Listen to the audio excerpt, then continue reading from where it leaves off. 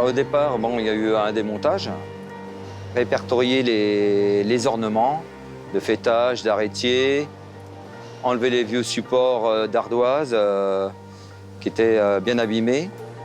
On met pratiquement tout à neuf, donc les supports d'ardoise, l'ardoise, le plomb. On a à peu près 70 tonnes de plomb sur l'édifice.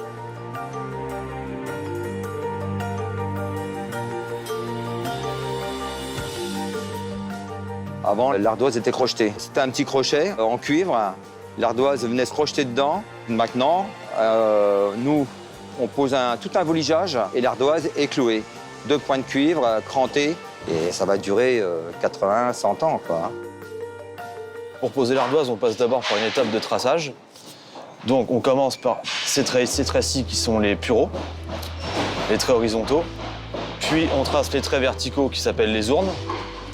Et enfin, le trait d'arrêtier qui nous permet de placer nos 3 arrêtières et d'aller jusque dans l'angle de la toiture. Donc ces traits-là vont nous permettre d'avoir toutes les ardoises de niveau et d'avoir toutes nos jonctions d'ardoises qui vont vraiment être alignées les unes avec les autres jusqu'en bas. Ça fait vraiment un seul trait. Donc nous, on a refait tout le support volige en sapin sur tout le bâtiment. C'est du sapin qui fait 27 mm. Sur l'abside qui est cintrée, il y a 3 couches de peuplier en 9 mm. Donc on la pose en diagonale pour avoir de la facilité à la cintrer. Elles sont toutes taillées et percées. Donc on les taille, on les écorne toutes. Et le perçage se fait avec le marteau. Donc là, c'est de l'ardoise espagnole qui a un reflet un peu bleuté. Elle est plutôt résistante. On n'a pas de pierrite dedans. Donc ça, c'est un petit minéraux qui ressemble un peu à l'or. On n'a pas de problème de fil. Des petits reliefs qu'on voit sur l'ardoise.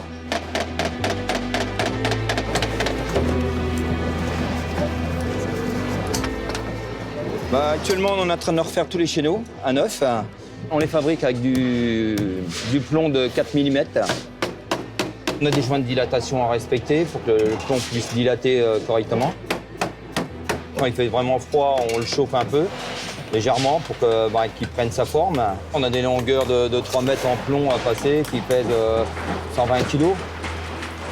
On part toujours de manière une couverture du bas vers le haut. Étanchéité des chéneaux, qui reçoit l'eau de la couverture. L'ardoise qui va rendre étanche tout le support, les chevrons, la charpente, et après le faîtage tout en haut avec les ornements, les groupes sculptés. Alors c'est un ornement d'arrêtier entièrement en plomb coulé. Il y a 200 pièces comme celle-ci et ça va entourer entièrement le bâtiment, la chapelle. Et ça sera entièrement doré à leur fin. Donc on est arrivé ici au mois d'août 2019 et on est censé avoir terminé pour le mois de mars 2020.